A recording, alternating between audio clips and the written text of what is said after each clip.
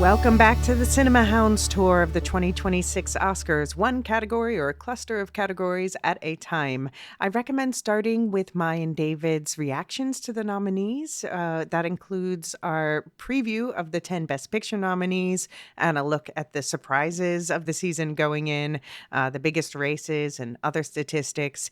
We have also since released dedicated episodes to the shorts categories, to production design, costumes, makeup, and hair, and to international film, not to mention the bonus episodes about the Indie Spirit Awards and the BAFTAs.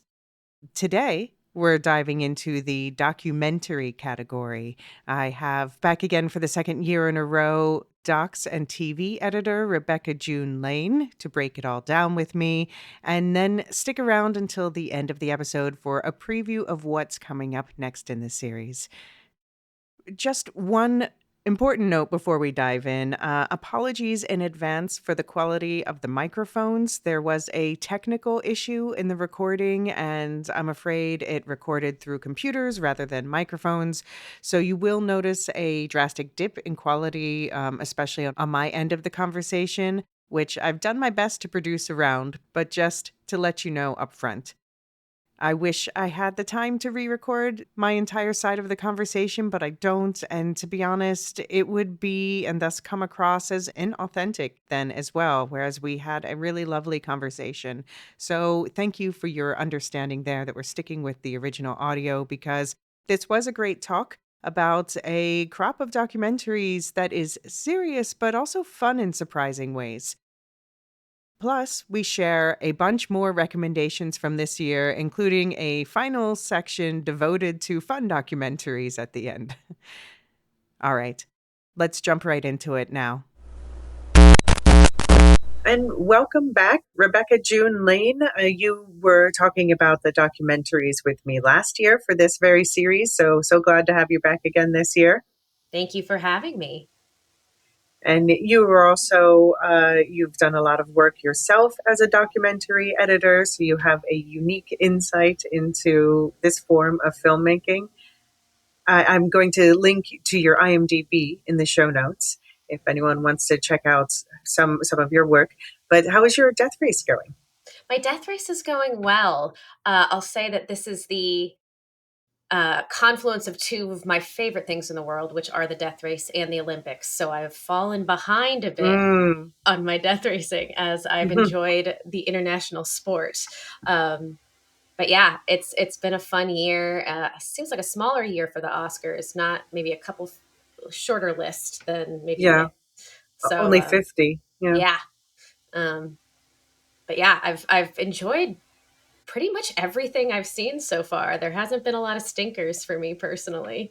So yeah, I think it's a strong year, and I think it's a pretty strong year for docs too. I was just telling you that I've been binging the last few weeks as many docs as I like put them off all year, and then I'm like put them all in my eye holes. Absolutely. It takes sometimes you got to take a deep breath before you throw one on and really Right. lock in. But yeah, some good variety, some interesting subject matter for sure. Yeah, I tried to get the tough ones out of the way first so that I could end on some fun ones. So we are going to, after we talk about the nominees here, we'll shout out some other recommendations, and we're going to end on some fun recommendations too, because they certainly, as you would expect in the climate as it is, it's appropriate that the ones that are nominated are confrontational. That's a good way to put it. That's a good way to put it. Yeah. Yeah. So we're going to be talking about the Best Documentary Feature category, which has existed since 1941 and awarded every year except for 1946. I didn't look into why, but I'm curious. Me too.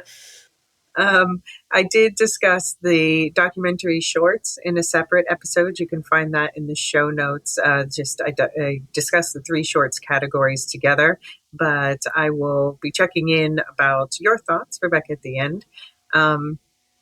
These 5 docs this year, they're all single category nominees. I mean, that happens a lot with the documentaries, but not always. And usually I give a spoiler warning at this point, but I don't know that necessarily applies here. I guess if we think of anything that might be spoilery, we'll watch out. But I'm pretty sure you go into each of these knowing where it's going. It's just about how it gets there. Yeah. Yeah, I'd say that maybe kind of final outcomes of a couple of these you might not exactly know unless you're going into it, but I don't think that's really what it's about, you know. Mm, right, right, That tension of what's going to happen isn't the core of what makes them special. right. Exactly. Yeah. What is your overall thoughts on the nominees this year? Um I think that they're interesting. I think that, you know, seeing a couple other things that weren't nominated, there does seem to be some themes interestingly Mm-hmm. running through this year. And then also some constants from year to year. We're still dealing with war. We're Mm-hmm. still dealing with the tendrils and tentacles and failures of the American policing system and Mm, such. Um, there's a lot of constants, but there's also a lot of universality that I liked. Um, in some of the nominees when we got international. Obviously, I'm in the states, mm-hmm. and the ceremony is held in the states. So I'm always thankful for when we get kind of these detailed documentary perspectives from outside the states. Right. Um, so I was happy to see some of that, and yeah, some inspiration. Mm-hmm. Lots of normal people trying to live their lives, Yeah. which is compelling. Right. Um, yeah, Right. In various parts of the world. Yeah. yeah. Yeah. Well, let's start with well, just to shout out the five nominees are "Come See Me in the Good Light," "Cutting Through Rocks," "Mr. Nobody Against Putin," "The Perfect Neighbor," and "The Alabama Solution." And let's start with "Come See Me in the Good Light," which is arguably one of the lighter ones. Just to set it up, it is directed by Ryan White, who it is his first nomination. It's from the U.S. and it's in English. And the nominees here are Ryan White, the director, but also producers Jessica Hargrave, Tig Notaro, whom you might know, and Steph Willen. And it's about, in an intimate and joyful story of love in the face of loss, celebrated poets Andrea Gibson and Megan Falley find strength and unexpected hilarity in what might be their final year together. So it is about Andrea finds out they have cancer, and it's about dealing with that as a couple, as artists, as human beings, and as you can imagine, you might want to bring some tissues. It gets weepy, but it's. I think it's this one is especially for poets. So I'm just going to read one of the excerpts from one of their poems. For those of you who are not familiar, it's called "Good Light," which you can see is obviously where they're pulling the reference in the title from. This is just a small excerpt. "Come see me in the good light. Come tell me what you tell the truth. Come trouble me. Come lightning strike. Come read out loud what I can't yet pronounce of my own life. Come wiser than the past. Come make me make you proud. Come hope too much. Come with all your ghosts. Come clown around when the timing's bad. Come promise me the world. Come trust me to do my best even when I don't. Come ask me to give you everything I have. Come knowing I'll give you my word that if you fall in the forest when there's no one around, I'll be there before you land." Mm.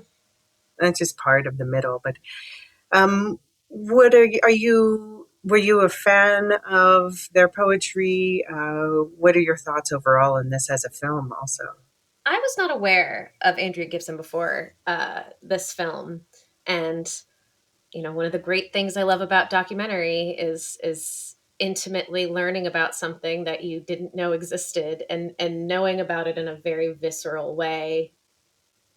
What a tragedy, though, to learn about someone as they're in the process of transitioning on from this world. Um, I'm always a sucker for a like a self-composed funeral dirge. The David Bowie Black Star, the I know that I'm on my way out, so let's put a little something out there that I can have some control over before I'm gone. And I thought Ryan White did a really good job presenting a piece of poetry that rhymed so much with what Andrea Gibson was putting out. I, was trying to take notes as a editor, as a documentarian, but then I just ended up writing down lines of poetry over and over again. Um, because it is so gorgeous. And I think the film, like I said, rhymed a lot with the kind of everyday, seeking everyday beauty. They talk a lot in the film about how Andreas doesn't use a lot of big words, has a Mm, limited vocabulary, and I felt that the edit itself was restrained in that way. It was very pretty. The good light was everywhere. Honestly, mhm. it was a beautifully filmed film.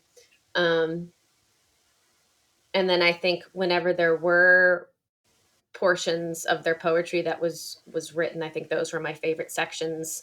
The editor, I wrote down the name, Bernice Chavez, would edit these kind of more quicker pastiche little sections to kind of mirror the poetry that Andrea was reading, and I found Mhm, those to be incredibly moving.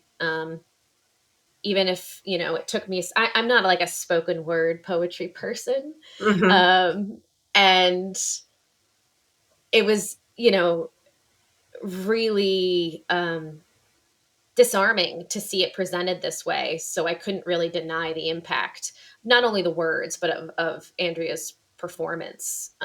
mm. Yeah. Yeah, I think it is, yeah, they time the poetry well because it sort of escalates with poetry. It begins with poetry and then it escalates with poetry. And that is, yeah, as you say, that's like sort of the cadence of the film as well. So I mean, I think most people are going to obviously cry from this. I think how much you connect with it on a deeper level is just going to be come down to how much you vibe with the two people at its center and with the art that's being expressed. If you want to check it out for yourself, um, you can watch it on Apple TV. It's an hour and 44 minutes long, and I'll say it's done well in previous awards. It won its Sundance Festival favorite. It's won 9 precursors overall, with two extra honors, and it's missed 6 times, which means it's been nominated quite a lot. And there's two pending nominations still: the Oscars and the Satellite Awards a week before that. So it's definitely a big contender. I would say that. But as far as whether or not it resonates with you, I'll say there's another one with a similar theme that we got a chance to watch that's brand new. It hasn't been as widely available yet, and it might even be eligible for next year, to be honest, because it's just opening in cinemas now in the US. It's called Andre is an Idiot, and it was nominated for the Spirits Emerging Filmmaker Truer Than Fiction Award. It did not win, but it was my favorite in that category, to be honest. Um, and it is about a different type of artist. He worked in advertising, but he's just a writer, creative guy, and he finds out that he has colon cancer. And so this is about a similar thing where he's confronting what he's going through, his treatment, and impending possible death. And he's doing it in ways he doesn't write poetry, but he's like learning a death yell. I'd say he lives his life in a very poetic manner, Yeah, uh, very expressive from moment to moment. right. Yeah, exactly. And there's also his life is crazy too. Like the whole story about, I don't want to spoil it, but how he and his wife got together is wild and fun. So unique, so interesting. And you mentioned his wife, and I think that's another thing that both these films do well is talk about caregivers, Hmm. showcase the journey of caregiving and the struggles, um, and two incredible people profiled, almost co-protagonists in these journeys, but they're definitely given respect, and understanding. I think in terms of form, which is one of the things I look at, it was interesting to see the differences in the two films. Obviously, Andre is comes from this like 90s commercial background, so you had a lot of kind of throwback to that. You had stop animation, you had Mm-hmm. lots of kind of things you would see on like late night MTV around 2000, like thrown in there to kind of express his personality, as opposed to these kinds of more gorgeous, long, sweeping, beautifully shot Mm-hmm. epics. Epic shots. So I thought that was an interesting contrast, like really leaning Yeah. in on the humor for his piece, Right. which, you know, once you get to the end, serves as a brutal counterpoint for how Yeah. bare, I mean, his experience is shown at the end. It's a fun watch, but also a tough watch, I'd say, on that Yeah. one. No, I mean, yeah, he wants to make you laugh until the end, but it gets it's tough at some point to watch this, and you see him wanting to make people around him happy, but see how hard it is for him. Yeah, and we should say this one is also made by, I guess, his best friend, basically. And so that's also, in addition to his wife is interviewed and is part of the documentary, and their children, but it's sort of a romance between him and his best friend in the way too. Yeah, I think that's such a interesting dynamic, and the filmmaker and this person trying to leave this last message. And I did find it interesting in Come See Me in the Good Light how Ryan wasn't totally invisible. He did. We did reference him a few times. There Hmm. was a moment he was kind of playing a role in getting this last show together. But I think there was a line in Come See Me in the Good Light where Andre was talking about basketball and how players keep shooting and then until they end on a make, and this idea of ending on a make, ending on a good note, ending on Hmm. doing something um, positive, or at least feeling completed. I feel like Andre was really searching for that make Hmm. in the process of making that film Yeah. with his people. It's an Yeah. interesting process to witness. I mean, and so the film is also dedicated to reminding people that you should get your colon checked. So, I mean, there's a funny, he's an advertising guy. So there's a funny sequence there where it's just every time you look at the butt of an orange, or, I forget all the different things they use. Just remember your asshole, get it checked. I love that, and I love the impact side of that, of Hmm. being like, let's make this mean something outside of just me being an idiot. I love that. Hmm. Hmm. Yeah. Yeah, I really loved Andre's an Idiot. I hope it's like I said, it's opening, I think in the beginning of March, it's opening in the US in theaters. So I definitely recommend checking it out.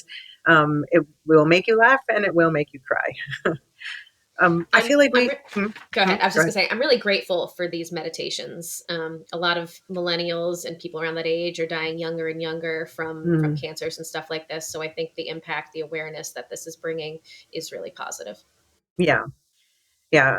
But on the other side of the age spectrum, while we're speaking of artists facing their mortality, I just want to quickly mention another documentary, Viva Verdi. It's not a nominee here, but it is a nominee in the original song category, surprisingly. Did you get a chance to watch that one? I have not watched that one Okay. yet. Well, we will be talking about it more in the music episode. Mark did get a chance to watch it, and it's about Verdi, the composer, his last great act for as you said. How did you put it? Ending on a make. Ending on a make is how, yeah, Yeah. Andrea put it. Yeah.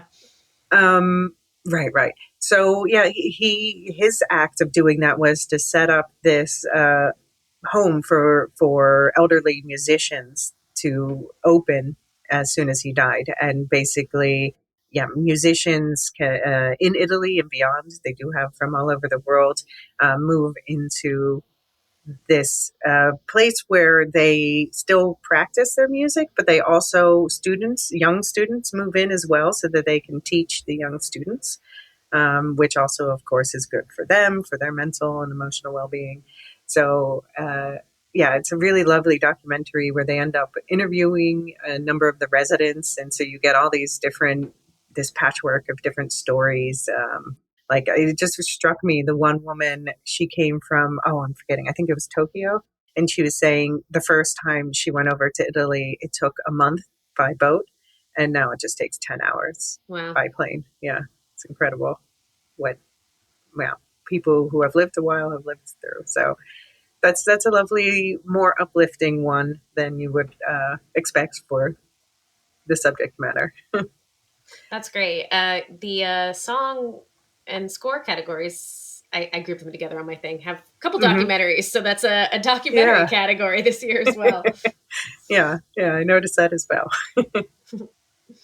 All right, well, let's move on to, so again, Come See Me in the Good Light. You can watch it on Apple. Andre's an Idiot out in theaters. Viva Verity, you can stream it on jolt.film, I think it is.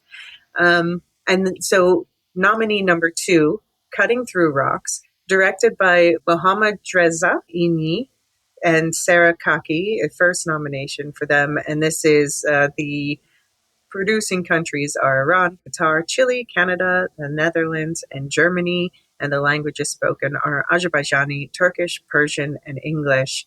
And the nominees are the two directors. What it's about is 37-year-old Sarah Shaverdi, a motorcycle riding, landowning, former midwife turned fierce citizen advocate and recent divorcee, just won a landslide local election in her remote Iranian village, and everyone has an opinion about it. So, what did you think of Cutting Through Rocks? I love going into these because I don't I tend to not even read log lines. I kind of just Right. throw them on and throw myself in. And so I was like, okay, this one's called Cutting Through Rocks. And then we immediately see this woman cutting through rocks. And I'm like, okay, All right, here we go. all right, here we go. um, Geology. I bet this is also going to be a metaphor. Amazing. Yeah. Um, but yes, going into it, I thought the struggle was going to be getting elected, and it's very much not what the heart of the film is No. about, because she's a rock star in her neighborhood. She's delivered 400 children in her Hmm. neighborhood, and everyone sees her for who she is uniquely and respects her for that. Um, and the tension arises when she maybe starts to push for other people to be themselves or to Hmm. exist outside of the binary that exists. And um, you know, I this film speaks a lot to me in terms of its form.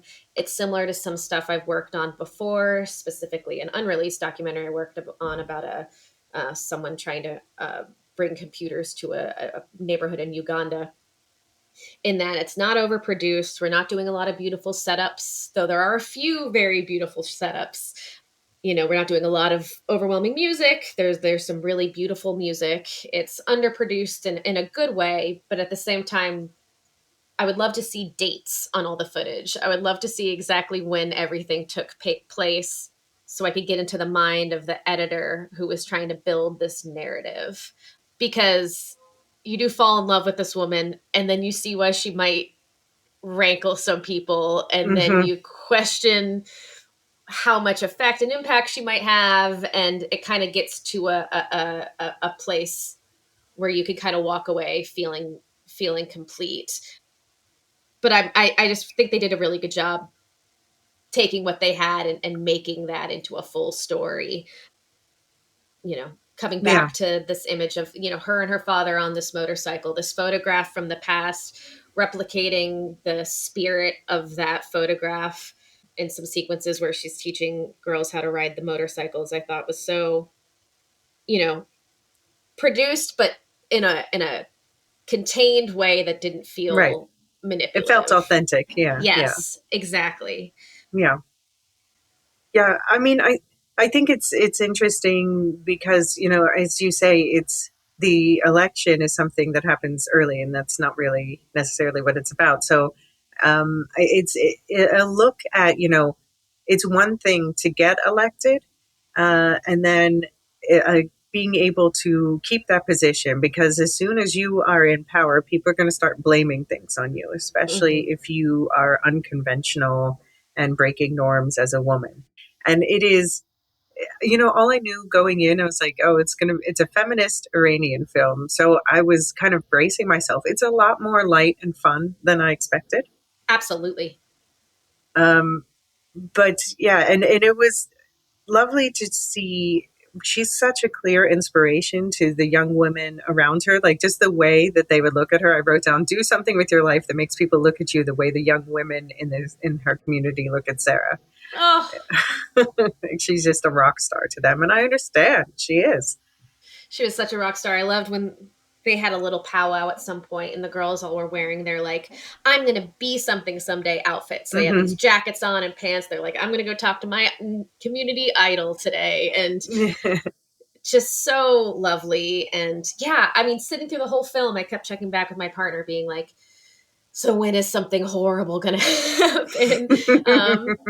Because she was so inspirational. And there was a very quotidian aspect of it. I think the conversation she was having with the girls about choosing their own futures, that's a relevant conversation in my country right now still. Like Hmm. that could happen in a million different places.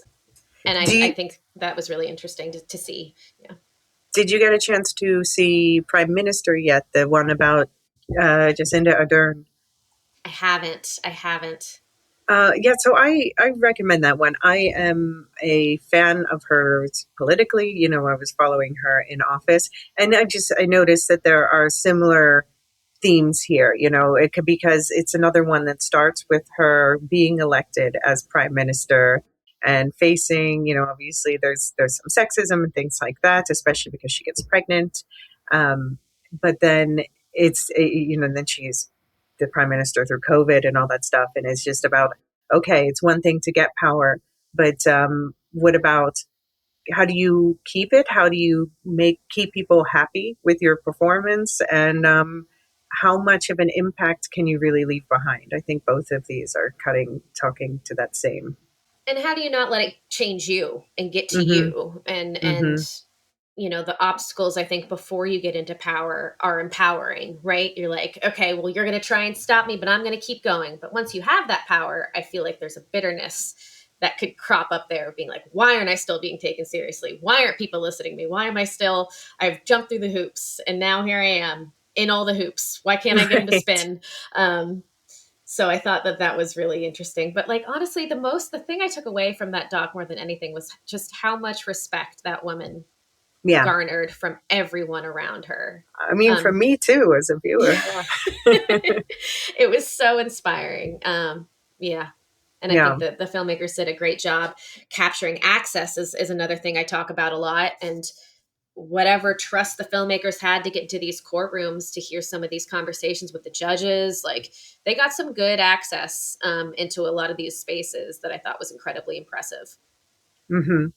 Yeah, this one is it's done well also in precursors, but it's been nominated fewer times, but it's won out of the seven nominations I found. It's won six of them, including the Sundance Grand Jury Prize, the in the World Documentary Competition, the International Documentary Festival of Amsterdam, known as IDFA, the NPO Doc Audience Award. So definitely people are vibing with this. It's just gotten less attention overall, but now it is nominated for an Oscar, so we shall see. I won't count it out.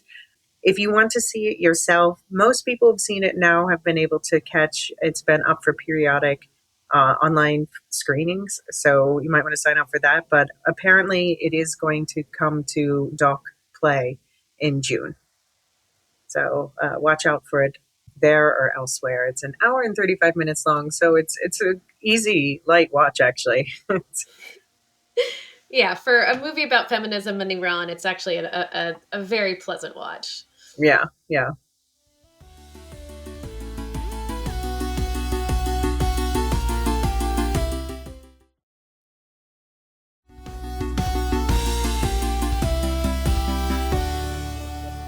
I mean, I think that a lot of these have, that's maybe why they've gotten Mm, nominated. A lot of these have heavy topics that they present in a more pleasant, a more palatable way, but not a way that feels like cheap or superficial, but just we can have a little fun with formats while we're talking about the end of the world. Which Yeah, brings yeah, us to Mr. Nobody Against Putin, yeah. nominee number three, directed by David Borenstein. It's his first nomination. This is from Denmark, Czech Republic, and Germany. No, Russia, it's not on there. Language is spoken, though, Russian and English. And yeah, the nominees are David Borenstein, Pavel Talankin, who is the central figure who got all this footage we're going to talk about, and then producers Heli Faber, and I'm going to do my best for this one, Alzhbeta Karaskova. And it's about as Russia launches its full scale invasion of Ukraine, primary schools across Russia's hinterlands are transformed into recruitment stages for the war. Facing the ethical dilemma of working in a system defined by propaganda and violence, a brave teacher goes undercover to film what's really happening in his own school. And this was actually the Denmark's international feature submission to the Oscars this year. It was not shortlisted for that, but it was nominated here. And it's probably one of the higher profiles of this bunch. It's the only one that has a significant box office number, 1 million. No idea what the budget was. It's won the BAFTAs. It won the Sundance World Cinema Documentary Special Jury Award. It's lost nothing, and now it's up for an Oscar. And it's currently available on video on demand, and another shorter one, an hour and 30 minutes. What did you think about Mr. Nobody Against Putin? Oh, I have so many thoughts about Mr. Nobody Against Putin. We've had a couple films that discuss this war from the Ukrainian side.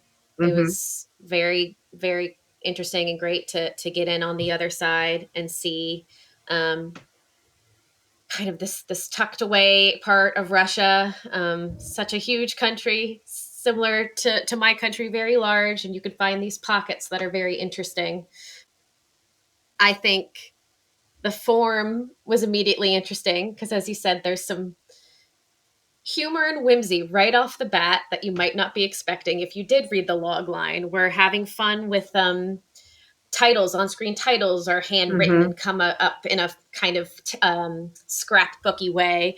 We have a whole YouTube clip section about how the town they live in is one of the most polluted towns in the world,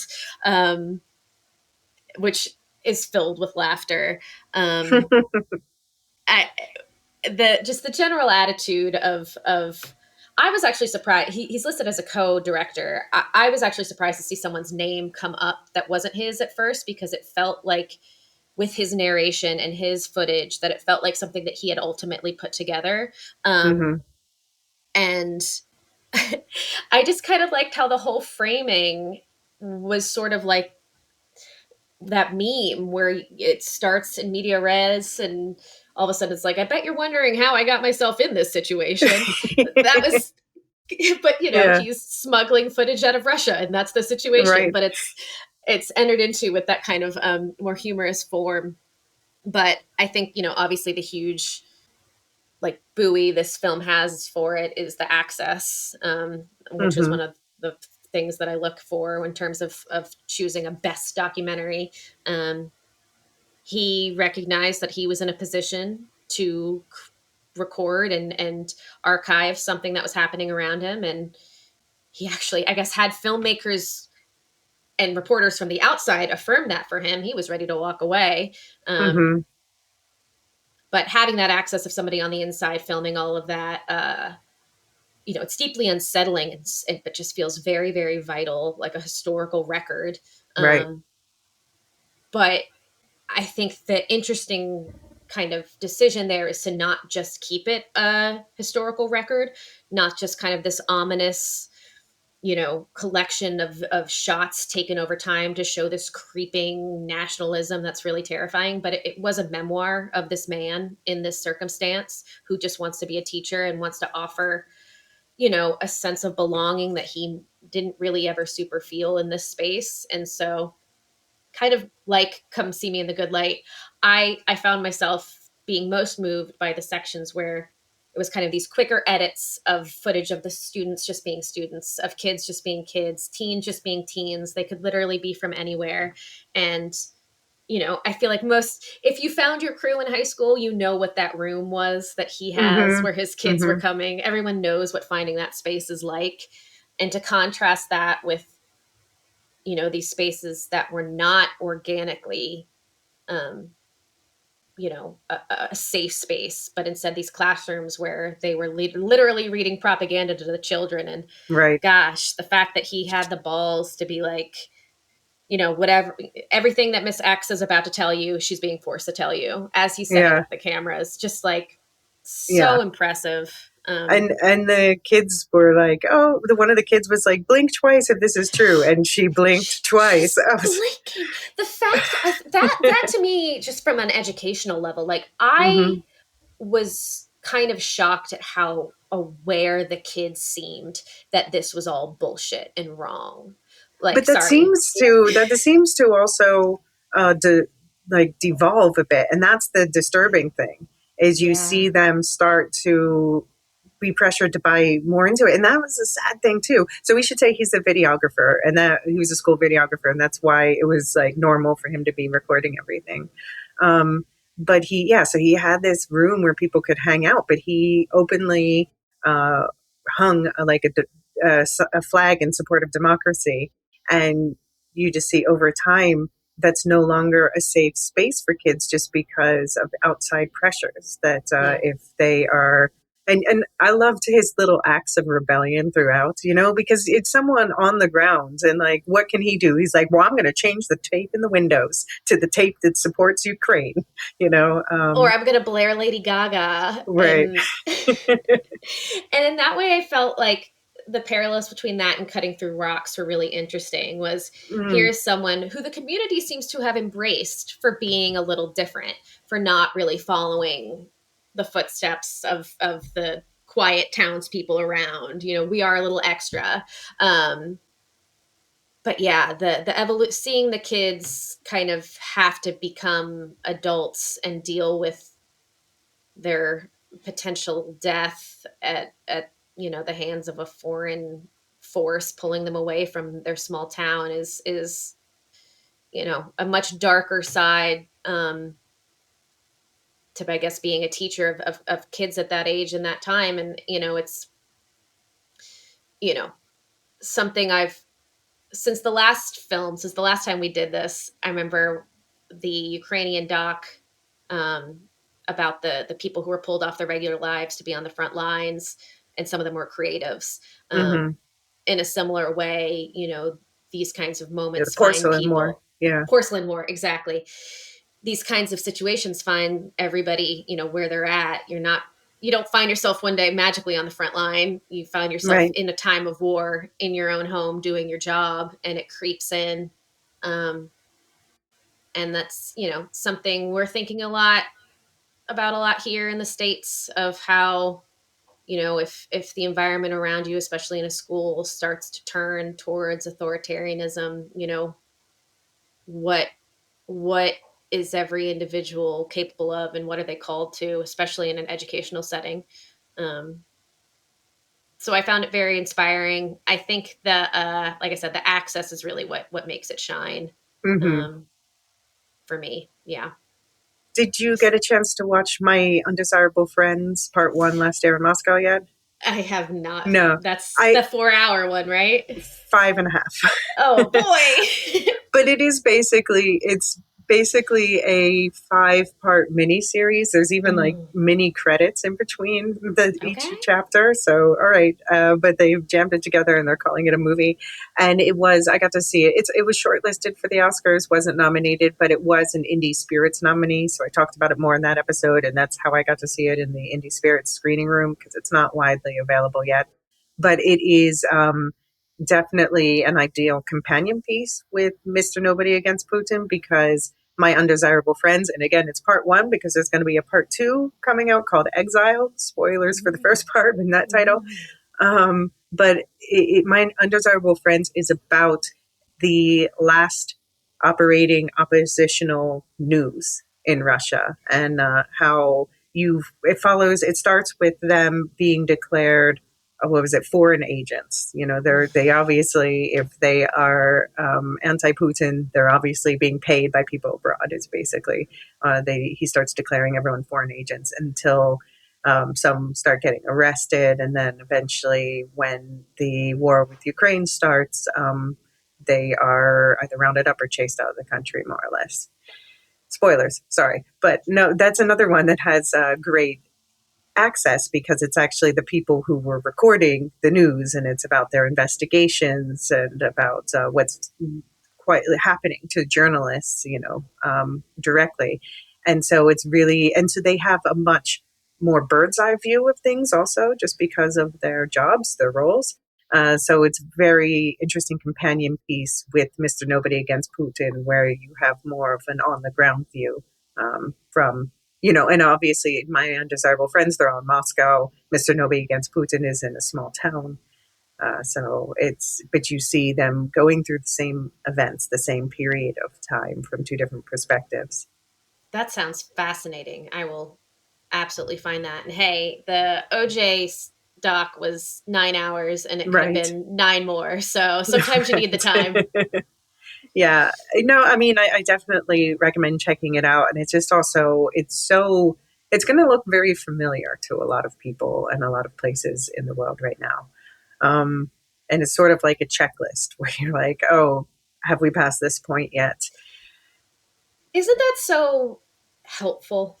I find it helpful. I do. I do. I imagine others might find it depressing or Hmm. but I think the commonalities in our struggles is a tool, that is Hmm. just seeing what other people have done, the ways other people have dealt with these circumstances is such valuable information. And I'm so thankful that people who are in Russia are risking themselves and their lives and their safety to share their knowledge with the rest of us. Yeah. Yeah. And I should say there was a major one this year from the Ukrainian side, 2,000 meters to Andriivka. That was from, it's basically a follow up to 20 days in Mariupol, which one was it 2 years ago, I guess. Hmm. And so this is about just following a boots on the ground mission in Ukraine to try to reclaim a strategic village. Just very, confronting. You are actually in the battle with them. So that's, yeah. Which again is another interesting counterpoint to watch with Hmm. the other Right. films to really Right. have the full context. I just, minor spoiler. At one point, they capture a Russian soldier, and they're yelling him, "Why are you doing this? Why are you here?" And he's like, "I don't know. I don't know. I don't know." Um, but that one, was also shortlisted for the Oscars, not nominated, but it was a BAFTA nominee. So I talked about it a little bit in that one. And just a shout out that the Israel Palestine war did not show up in the nominees here, although it was a major contender in the international film category this year. So Hector and I did talk about that, those movies there as well. And also there is the short documentary nominee, Children No More Were and Are Gone. So Brandon and I did talk about that in that episode. And I'll say there's two more from the documentary features shortlist that I quite liked them both. Coexistence My Ass and Holding Liat. They are both filmed by Israelis, but Israelis with very nuanced perspectives. And so both of these documentaries are from people who are very, have very specific reasons. I'll say Coexistence My Ass is another one that takes a lot of humor in it until it's not funny anymore, you know. Mm-hmm. Holding Leon is very much more dramatic. It's from the perspective of the father of one of the hostages. Mm-hmm. Um, but they both like they both come from a place of compassion, and neither of them offer any easy answers. Just a hard look at the complexities of everything. So I just think they're really great watches, both of them. I find the legacy really of Israeli documentaries and Israeli Palestinian co-productions about the tensions and the genocide and the problems to be again, inspiring. There's a long history of it, and every time there's a new entry that emphasizes empathy, Hmm. um, I'm always so thankful. So, Yeah, um, yeah, yeah, yeah. So I'll say Coexistence My Ass is the easier watch because she's a comedian. So. yes. um, I will just say one final thing about Mr. Putin. Hmm. Two things. I said access. Impact was also very literally stated in the film when Hmm. the with the BBC reporter being like, this is going to have impact. What you're doing right now is going to have impact. And it was funny for me as I have my little section. So I'm like, oh, this is a movie that emphasizes impact. Okay, here we go. Checks that mark. Um, but I also loved something that the teacher, I forgot to write down his name. I apologize. Said that love for your country means saying we have a problem.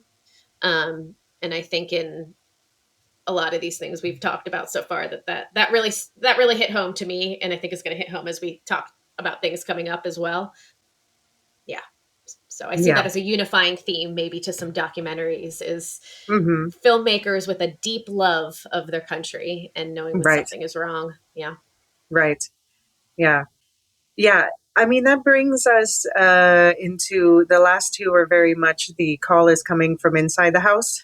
Yeah. Um, So let's talk about first The Perfect Neighbor, directed by Geeta Gandbir. This is her first and second nomination. More on that in a second.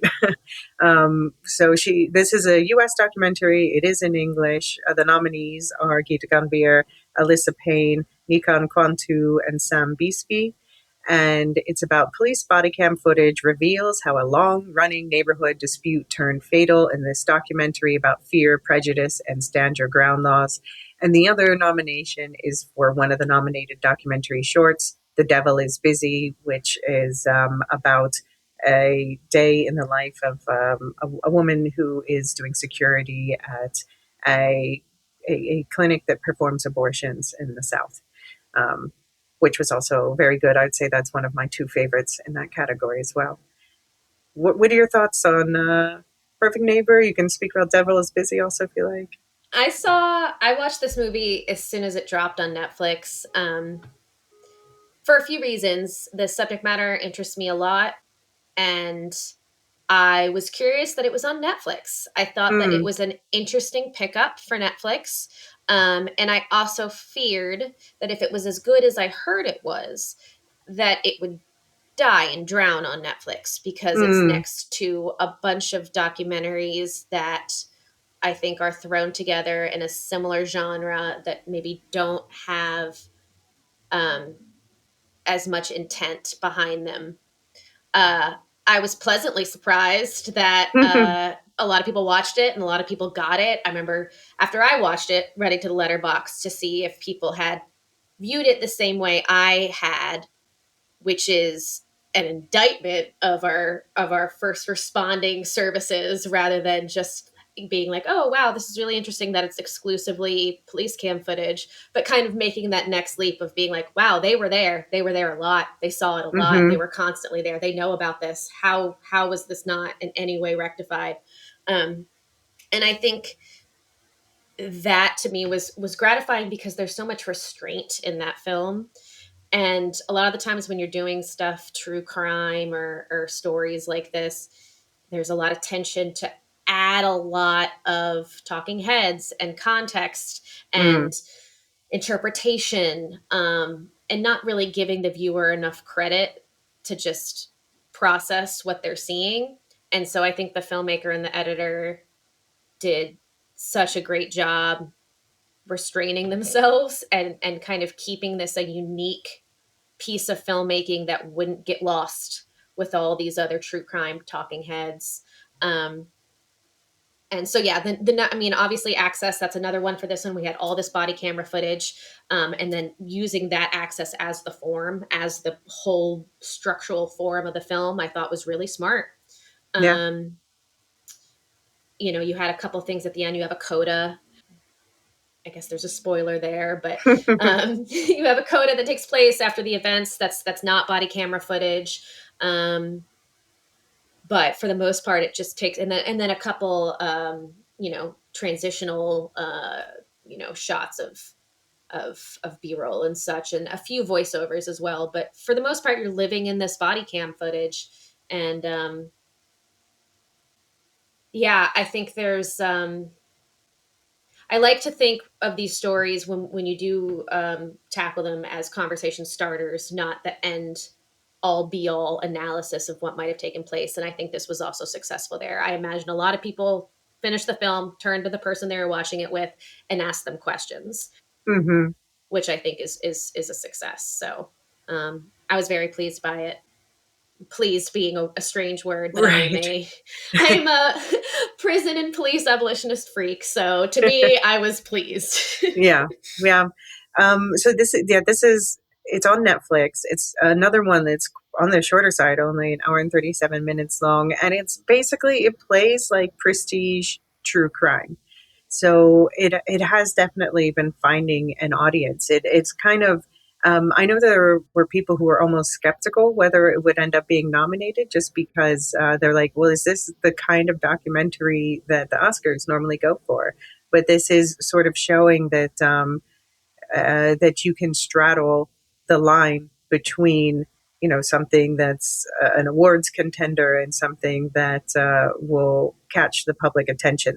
That's consumable. That you're hanging on the screen like, oh my god, what's going to happen next? Yeah. And I will say, just in general, having worked in it for over a decade now, that the tenor of true crime in the States, at least, has kind of grown and morphed a bit. I used to be incredibly dismissive of it, but um, the more you do it, the more larger questions are starting to come up, and people are trying to take more interesting perspectives, filmmaking wise. So, yeah, I'm glad that something that kind of might have fallen into this kind of regular, everyday category of true crime was able to really ask some interesting questions. Right. Yeah, and I think it's also this was all five of these launched at Sundance, and this one won the directing award for U.S. documentary and the Critics' Choice Doc Awards, and it won the Spirit Award. It's got a total of 10 wins so far, six additional nominations it didn't get, and two pending, the Oscars and the Producers Guild of America Award. And so this is definitely the one that people think right now is the front runner, and Yeah. maybe just because it is so accessible. So yeah, we're talking through, and normally like I go into the documentaries and I'm like, I'm so sorry for the trauma we're about to discuss, but so far so good. We do still have another one left, but Yeah, I think, and that's another thing about the restraint. And I love that it won a directing award because it's like under directed. It's very composed. It's very compared to a lot of the other things in the same genre. Um, I appreciate that they're rewarding restraint in this genre. I love that. mm-hmm. Yeah. Yeah, I think I'm glad to see, I don't think none of these are really the classic talking heads documentary format. It's which can work, but I feel like all of these are experimenting with form. Which what were your was it that was one of your criteria Yes, too? yes. Form, access, impact. Oh gosh, was there a fourth one? Maybe. Those are three big ones. Yeah, uh, David, one of the other hosts on the Lorehounds, he is big on making metrics to help people evaluate these things. So he will eat that up and add it to his metrics box. I love it. I love it. Yeah. No, I think because, you're telling people's personal stories, you're telling the worst days of their life, the best days of the life. It's hard to judge these things. It's kind of cruel that we even have to. So I find it easy to kind of think about them in these rubrics that make it a little less offensive that we're judging them Mm, at all. Yeah. yeah, yeah. Well, anything else to say about The Perfect Neighbor? Oh, no, let's see. No, I took it so long ago. I watched it so long ago. I didn't take notes. So I I mean, yeah, for some reason that is the one that I feel like is the most spoilery, just because I think of the nature of watching it. It really is like the question of like, oh, what's gonna, even though it ends with a shooting, right. um, you don't know how it gets there. Or as you say, there's a coda too. So Yeah. yeah, it's very watchable.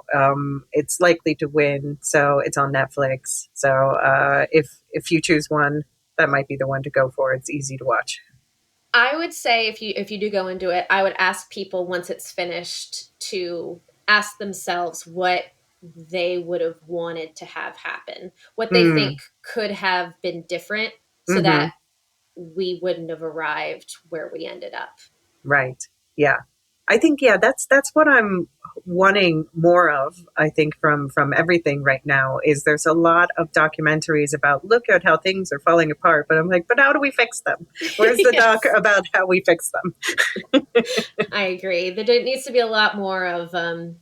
There's a good podcast called I think 3 million experiments. That's along those lines of trying to figure out what can work. So yes, more Yeah. experiments. Yeah. So okay, this brings us to. I'll admit this is my favorite one, but I think it's also the hardest watch. And I think yeah, we're going to have some good conversation of this. I'm sure. It's called The Alabama Solution, directed by Andrew Jarecki. This is his second nomination after Capturing the Freedmans from 2003. And Charlie Kaufman, it is his, or sorry, Charlotte Kaufman, and it is her first nomination. Charlie Um, Kaufman, that would have been a much different film. and this is from the US. It's in English, and the two directors are the nominees. And it is about the truth from the inside out. Incarcerated men defy the odds to expose a cover up in one of America's deadliest prison systems. And this one was, I mean, so I'll just say it's set in the Alabama prison system, but I don't think it is unique to Alabama per se. I think what allowed this to be made is this is something they address at the beginning. There's an overcrowding there, which means there are not enough guards to keep track of the inmates. And so it makes it easier for them to get contraband cell phones. And with their contraband cell phones, they can call reporters, they can call legal help, and they can film what's actually going on in the prison. So a lot of it is conversations with them directly over video chat and just them filming like look at these toilets, look at these roaches, look at this beaten man.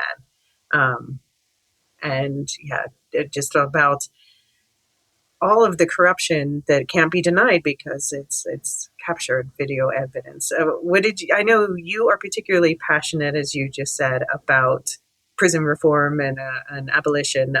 What did you think of the Alabama Solution as a film?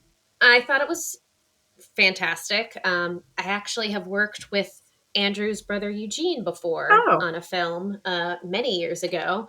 Um, and his brother actually has another great film that I would recommend on the same topic called The House I Live In. mm, That's a documentary. That's not the one I worked on with him, but that's also it's about the war on drugs, but it's a lot about the prison industrial complex and how we got here. But yeah, I think this film does a great job of cutting through a lot of the BS that surrounds the conversation about prison reform. Um, but yes, just showing, and that's the access, right? We get these footage, we get the cell phone footage. That is a unique bit of access that the filmmakers are able to use. I did write early on about the form and the complications of using the cell phone footage, which is a lot of it's vertical. So how are we going to deal with that? It's not super cinematic, mm-hmm, um, and you know there was a little bit of it that felt in terms of the form a little 2000 and late for me mm, in terms of the transitions and the music. I feel like I recognize some cues, which is mm, like never a good sign in my mm-hmm, opinion. But that's just real technical stuff. Of mm-hmm, I feel like that if it was a score, it could have been a little bit more unique, or sounded a little less like television. But I thought other form choices we made to kind of buttress the fact that we're dealing with this kind of limited footage. We had sketch artwork, which I thought was really interesting to fill in some gaps. And then when we brought in kind of these other people lawyers, COs, former COs, correction officers to chat. Then it kind of helped build out what could have been just this story of these guys in this one prison, which is a problem that I have with a lot of um, documentaries in this space, and some stuff that I've even worked on. I worked on a death row series for half a decade, and my frustration would always be when we focused too specifically down on what was happening to a certain person in a certain prison. But I thought Mm, this film did a really good job of broadening it out. We had a little bit of like history involved, and then we went out to the statewide problems. We went out to the DOJ. Like it was not constrained to just, oh, this is one problem that's happening in one place. It did give context, broader context for how we got here. I was not expecting it to be as violent as it was in terms of what mm, they showed. There was a lot of blood, just as a trigger warning. right. It was a very like one of the bloodiest documentaries that doesn't take place in a war zone that I think I've ever seen. Yeah, But it begs the question, how do you define a war zone? exactly, um, we could talk a little bit about that. The other short, Classroom Right. Four. Right. So this Um, was not nominated, but it was on the short list, and it is about. It's a lot less bloody. It's it's about a classroom setup that brings together students from the community and incarcerated men to learn together about the system of incarceration, and it does also question abolition directly too from both perspectives. What did you think of yeah, that one? I thought it was great, and I think there's a quote. I wrote down the name of the teacher who runs the class, being like, I got to reach out to her and get that syllabus. Right. But there was a quote she said at the beginning that was like, I forget who she attributed it to, but why do prisons resemble barracks, resemble classrooms, resemble hospitals, resemble prisons? Mm, And I think along those same lines, going back to Alabama's solution, the solution that we've landed on in this country for a lot of our problems is deeply carceral, deeply punishment based. And, I think it was, what I appreciated about that short was the lack of easy answers. Obviously, it's a short, hmm so you can't really get into deep answers, but um, you know, this wasn't a film that was like, oh, isn't this a great program that shows that you can do prison right and these guys are learning and they're so happy. Like that, it wasn't that. But it wasn't like, oh, look at this space where nothing ever can grow and hmm nothing is good. Like, I think it's interesting to see those two films, a prison in Oregon that's claiming to do a lot of things right, and then this prison in Alabama. And, you know, at the end of the day, what you hear from the men inside is that nothing sustainable can grow there. There's nothing that the root of it is so destabilizing that Right. any type of growth that goes on top of that is formed on top of these unsteady roots, and it just something is going to break. Yeah.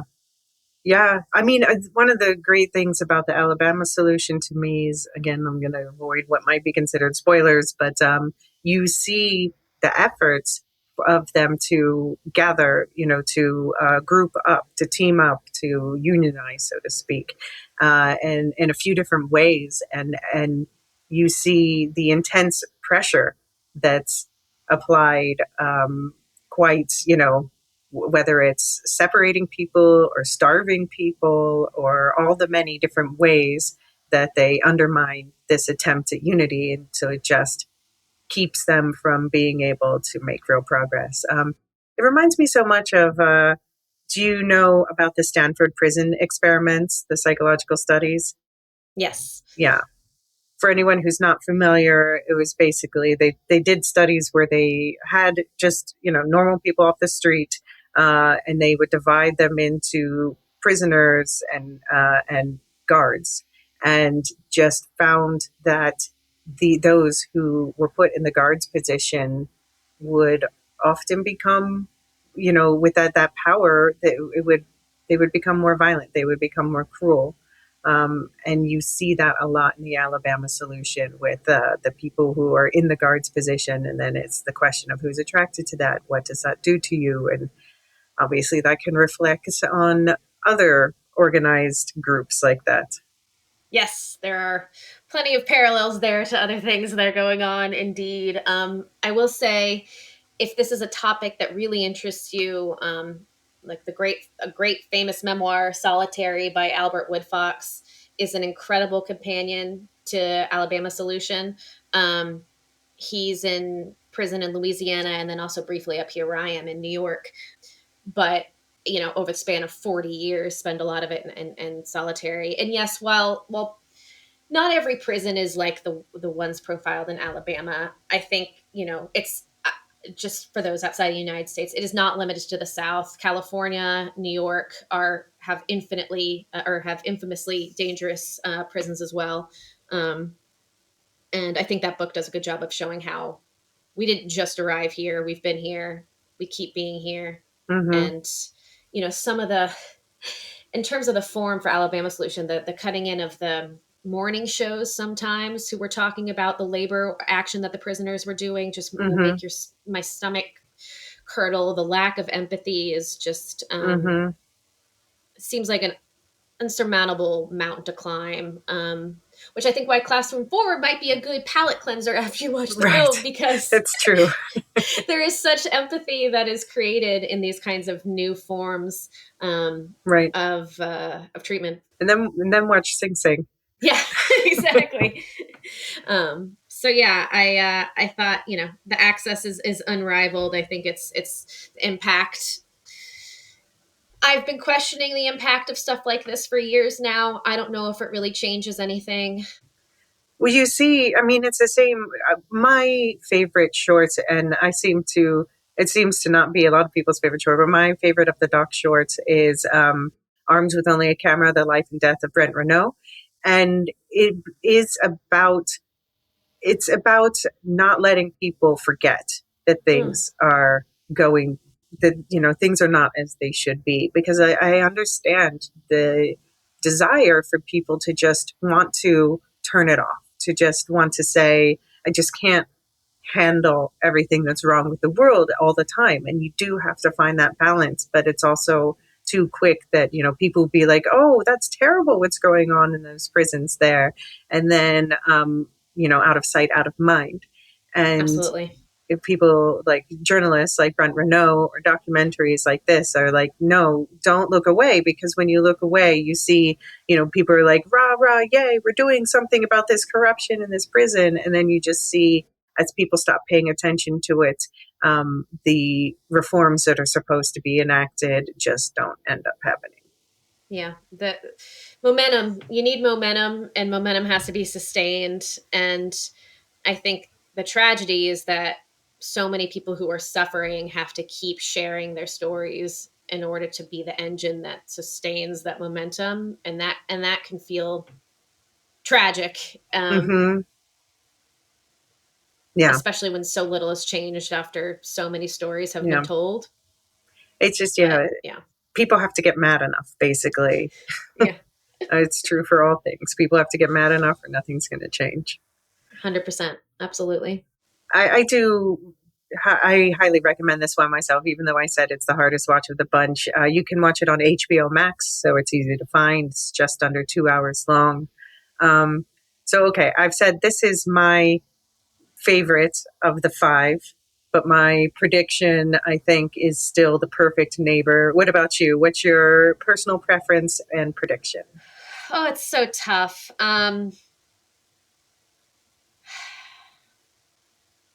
It's really tough. Going through them, I think they all are very there doesn't seem to be one that's a runaway for me.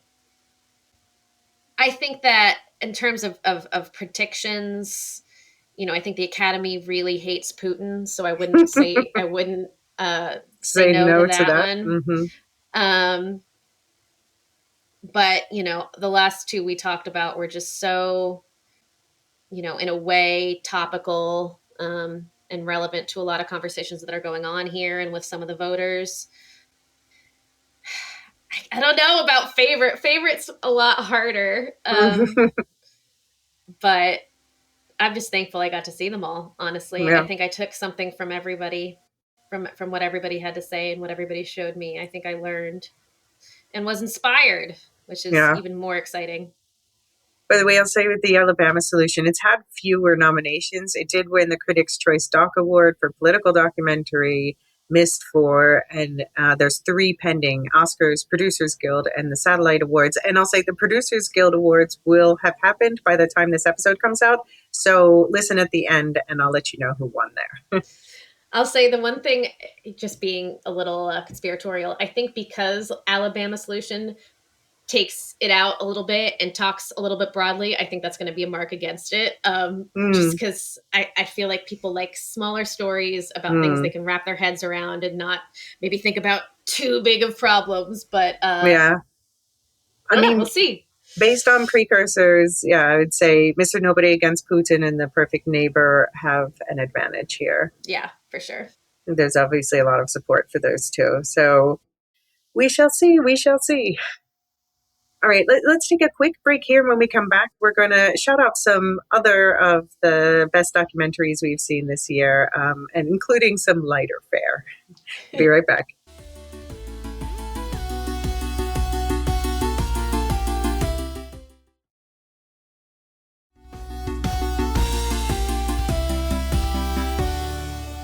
Okay, and we're back.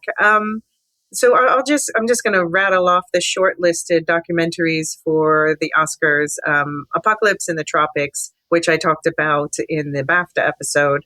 Another one of my favorites, I would say, of the season. Coexistence, My Ass, I just talked about. Cover Up, we'll get to that in a second. Folk Tales, which is about, that's a lighter one. That's about European teenagers in the woods in Norway, coming of age, basically. Mistress Dispeller, which is that's set in China, right? About about a woman who um, basically tries to, if someone is having a husband's having an affair, she tries to nicely break that off and turn him back to his wife. It's actually kind of nice. My Undesirable Friends, Part One, Last Air in Moscow. We talked about Seeds, which I talked about in the Spirits episode. It's about generational Black farmers and the struggles they face in the U.S. 2,000 meters to Andrivka. We talked about that. And Yanuni is a Brazilian documentary, actually goes with Apocalypse in the Tropics. Did you get to see Apocalypse in the Tropics? I haven't Okay, yet. okay. So, yeah, both of them are set in Brazil, and both of them are about the rise and fall of Jair Bolsonaro. I'll say Apocalypse in the Tropics is, it's a follow up, by the way, on, she did another one about, I think, the fall of Lula, and then this one shows him obviously coming back into power. And so the Apocalypse in the Tropics looks at it from the perspective of the Christian evangelical movement and the role that that played in the rise and fall. And Yanuni looks at the effect that this populism, this right wing populism, had on the native indigenous population of Brazil and their fight to determine themselves, be self-determinant, and then also following beyond that, like, okay, so now they've been given a place, allegedly they've been given a voice to be heard, but how effective is that, and what do you do now, and how do you, as you said, keep the momentum going? So I definitely recommend those two. But did you have any from the short list you wanted to shout out? Not necessarily that we haven't spoken on yet. Not from this list. I haven't seen all of these yet. Apologies. No, you don't need to have. I mean, I'll say I talked about the Spirits nominees and the BAFTA nominees in those episodes, so I won't go too much into them there. And of course, the shorts in the shorts episode. Um, but are there any other documentaries of the year that are favorites of yours? I'll say that I've been keeping an eye out for certain things that have kind of been in the realm of stuff I've worked on recently. So I was curious about the film Predators. Oh, yeah. I Um, haven't seen I that don't, one yet. so that is kind of again, with this trend of looking back on television or just kind of cultural trends of the late 90s and 2000s, that's been going on. I did a series last year about Girls Gone Wild. We've been kind of, there's been a kind of cultural kind of reckoning of some time Mm-hmm. periods. And that one was really interesting to me. It comes from an interesting perspective. I think it's a worthwhile documentary if you're aware of. I don't know how international the Chris Hansen To Catch a Predator uh, went. It seems kind of uniquely American to me. This television show where a man Yeah. would lure people who wanted to have inappropriate relationships with children into a house and film it and then Mm. arrest them. And it was kind of a cultural phenomenon. And this documentary kind of traces the root of that through what it was trying to be, and through the perspective of someone who ends up being someone who was a victim of sexual assault from an adult themselves as a child, which is why I think it's a really interesting empathetic film that asks questions about, you know, what kind of resolution we're all searching for after harm, which is obviously something that I find personally really intriguing. So I would recommend that if that's something that you were aware of back in the 90s, 2000s. Well, that was one that I heard. I didn't get to watch that one yet. You just reminded me of it. Thank you. I Yeah. just made sure it's on my list. But that's one that I heard a lot of buzz about earlier in the season, and then was kind of surprised to see it wasn't being nominated for things. I'd say it probably, like Perfect Neighbor, it has this veneer of kind of like a pop doc, Mm-hmm. that's out right now. So I feel like maybe some people overlooked it as just another one of these rehashings of a cultural moment in time. But I think the perspective specifically is what's really intriguing about that film, which gets revealed as it goes along. You're not really sure as it's playing out how the filmmakers feel, but then you're very clear about how the filmmakers feel, and that can be tricky sometimes, right? You don't necessarily want someone injecting too much of their own biases or what have you into an analysis of a time. But I think it was very effective the way it was done. So if you're thinking about making a documentary where you're a leading voice in it, I think that was one that was well done. Um, Okay. yeah. Yeah. The other one that I heard a lot of buzz about, but didn't get as much attention as I would have expected, is the Librarians, which actually it was on the long list for the BAFTAs. But yeah, you saw that one. Do you want to set it up? I just feel like librarians succeeded where others have failed, Hmm. if that makes sense to you. Hmm. The on the ground safeguards of the, yeah. Yes. What did you think?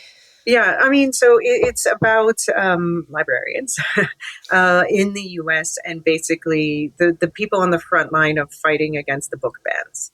And, they are being treated like pariahs by their communities because they're saying, like, why do you want to keep smut on the shelf? And it's like, I don't think Octavia Butler is smut. I think this is really important that children be able to read the book that about a bunny who happens to be gay. Yeah, it's, which, by the way, people ask me all the time, like, well, if homosexuality is natural, why doesn't it happen in animals? Like, it does It happen in animals does. all the time, and the scientists are like, no, it's happening. They're just not really at times allowed to report that, and obviously there was a time then they could, and now they can't again in the U.S. So anyway, yeah, that's not. There's no science papers on these children's libraries, but it's just like I was surprised by some of the things are outlawed, like hair love. Like, I'm sorry, we there's something wrong with telling young black girls that they can love the texture of their hair. Like, what possible objection could you have to a book like that? I Yeah. just don't understand. And the librarians don't either. And they have to take the brunt of it in their communities. And that's basically what it's about. It's very, yeah, very, Yeah. There was a short, I don't know if it was last year or 2 years ago, called The ABCs of Book right. Banning, which I did not think was as successful. Mm-hmm. This is a better version of that. Yeah. Yeah. So if you felt like, oh, I've seen a couple things about this, I think this one gives a much more rounded contextual view of what these people are living with. I mean, the fact, I mean, this happens in places all over the world when authoritarianism comes to call, but the idea that everyday people who are doing their jobs are all of a sudden called to stand for a lot more than they ever thought they would need to is a really interesting conflict. Yeah. Yeah. Yep. Yeah, I mean, this is my, you have your special interest in police and prisons. I have my special interest in press and propaganda. So I did especially a dive down that rabbit hole. Another one I would shout out is I'm Not Everything I Want to Be, which is a photo. It's basically like a slideshow of photos, but very compelling, of a woman's story from growing up under the Soviet influence to living in Japan for a while and coming back to it, and her entire journey as, like a queer woman, and not like, just finding out where she fits in as an artist and everything like that. I'm Not Everything I Want to Be. That was a great one. Um, I, Cover Up was one of the shortlisted ones that was nominated elsewhere. And I don't know if you got to see this one, but I wish I liked it better than I A little did. too standard for you, or Oh, so okay, so it's about the stories of Seymour Hersh, and who is a depressingly important uh, reporter. And I say depressingly because I realize like so many of the most famous news stories are traced to this single man. I'm like, what is everyone else doing? But I think, yeah, the format of this, it ends up just jumping too quickly from this to that. So as soon as I start to get into like, oh, that situation, tell me more about that, we're on to something else. And yeah. it just prevented me from really getting into it, that one, as much. I did like, although, it's the same. That's what people say about Armed with Only a Camera, The Life and Death of Brent Renault, the nominated short. And for some reason, I didn't have that problem there. I got quite emotionally involved in that one. So I don't know, maybe it's just the central personality of the. Or maybe you're picking up on something with the pacing that didn't quite Yeah, hit for you, but worked in the short. It's hard to balance things that span lots of time, and which doors do you open, which boxes do you open. That's got to be so challenging for a director, and yeah, so I empathize with that yeah, struggle. yeah. But the ones that I really that end up speaking to me the most are, well, I'll say there's one on the more fun side of things is Vice is Broke. I have a special soft spot for that because when I used to work for Time Out Amsterdam, we shared office space with Vice, and I happened to be the editor of the Time Out's Vice section, amongst other things. Oh, okay. So this is about someone who worked at Vice and is just tracing the rise and fall to where it became a serious news organization, and then, from some questionable beginnings and then going back to questionable reporting again. It's just very interesting to see how commercial interests can undermine your desire to do good reporting and be moral about it. Yeah, yeah. I did a couple projects for Viceland when that was a thing that was in Mm-hmm. existence. I remember working in the space around the time that Vice was starting to do some video content. There was, oh, we got to make it look like Vice. We got to get that Vice feel. We got to get that Vice vibe. It was a very, we wanted that gritty realism that didn't really care about morals. It was bucking the system to get the story. That Mm-hmm. was very popular, at least in edit rooms in the United States for a while. Yeah, I remember I was into it at the time. I guess I was like, Mm-hmm. I was in my my 20s or whatever. It was prime Yeah. time for like, yeah, this speaks to me. They get it. Yeah, Gonzo, let's do it for sure, for Yeah. sure.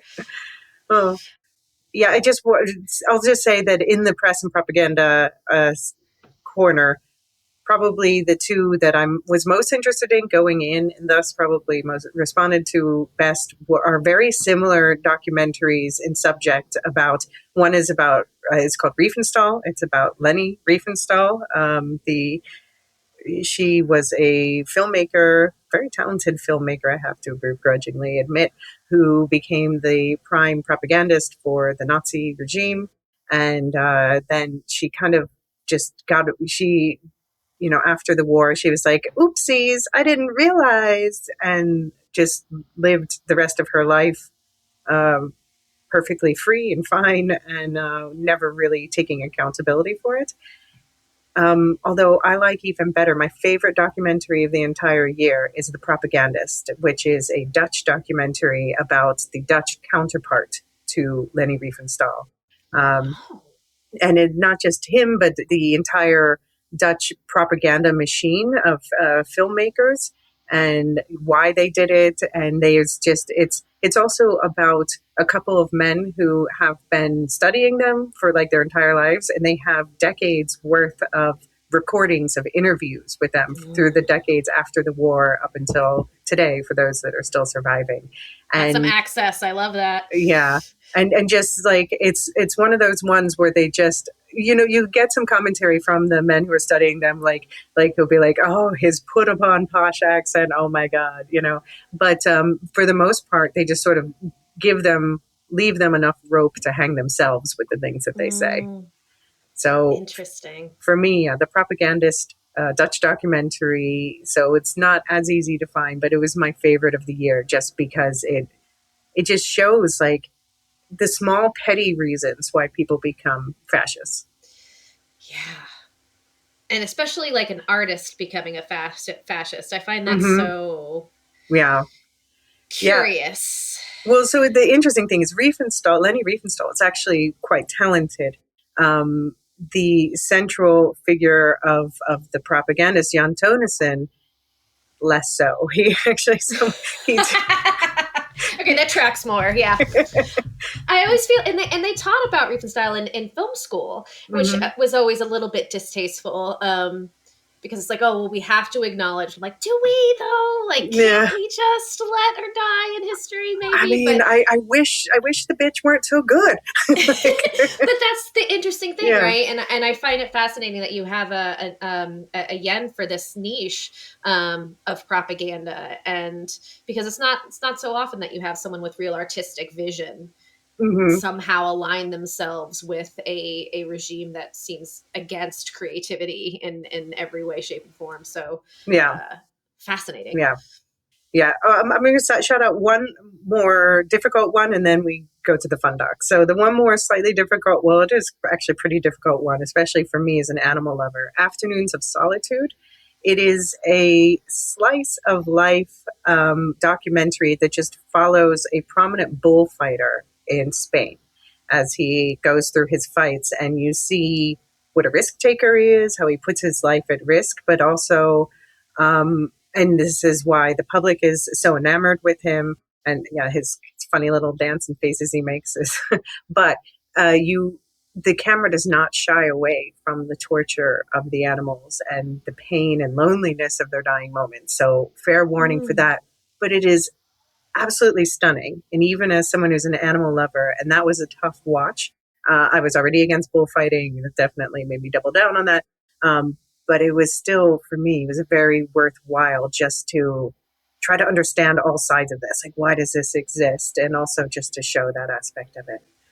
There was it a technically a narrative short last year, Marion, that profiled a female Right. bullfighter that I found really interesting. Bullfighting, but make it feminist Right. is interesting. So I'm curious. I'll check that one out. That sounds Yeah. interesting. It reminds me of The Cove, though, which if it's a movie that's about animals Right. dying, I don't know. I mean, it's not necessary. It's about him, really, but they do like the camera will be like, "There's don't look away from the bull. There's the bull." And so, for that reason, amongst others, I prefer it to Marion because my thing with Marion is that it was just glossing over the part of bullfighting that I find distasteful, and this absolutely does not. It's like here's, and it's just like it just shows him. For instance, it shows someone has to help him get dressed because of those tight pants they wear Yeah. and everything. So it's like literally picking him up so that he slides into his pants. Um, yeah, I could have just like watched him get dressed and undressed all day, and not like in a sexual way, though he's good looking. But, The absurd pageantry of it, yeah, like contrasted with this right. And dying these, animal. and I just kept thinking like these elaborate, like how long did the beating take to do on all these coats and everything, and then they're just covered with blood. Oh gosh, yeah, No. that's so interesting. Anyway, let's talk fun ducks. What's some fun ducks that you saw?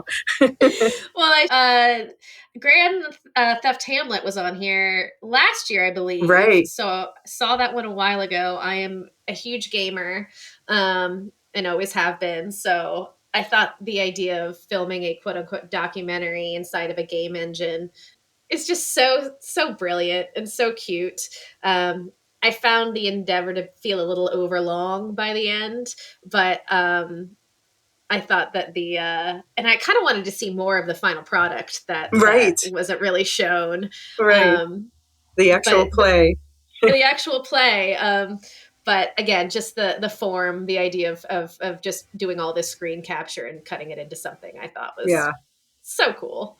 Yeah, the reason why it was on 2 years in a row is because last year it was honored at the BAFTAs, or I forget if it was, maybe it was longlisted or nominated. I can't remember which. And this year it was eligible in the U.S. because it released in U.S. theaters this year, but unfortunately it didn't get nominated for anything. But it is just it's just about. It was during COVID. Some out of work actors are like, let's put on. We can't hang out in person. Let's put on a stage play of Hamlet inside Grand Theft Auto. But then people keep like, every time they would shoot their Hamlet while they were trying to rehearse, I laughed. I couldn't help it. It's very absurdist. It's Yeah, super absurd. I'm so curious what Willie Shakespeare would think about it. I think he'd get a kick out of it because it's very much Shakespeare to the people kind of vibes. I don't yeah. know. Any others you want to shout out? I'll shout out our girl Diane Warren's film. Yeah, better than I I expected. Oh my gosh. Okay, I totally agree. I'm glad you think so.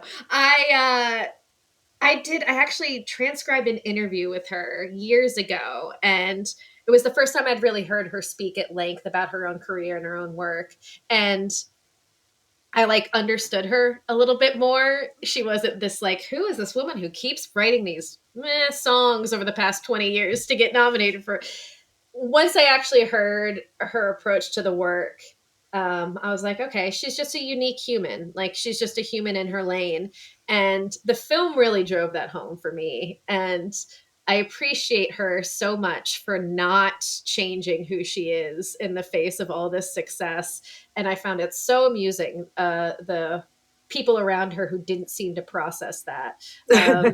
There was one talking head in particular who was just like astounded that she didn't want to be like on a yacht somewhere. He was just like, absolutely, like, oh, she's just in this room. What's wrong with her? And I was like, leave her alone. She's just doing her thing.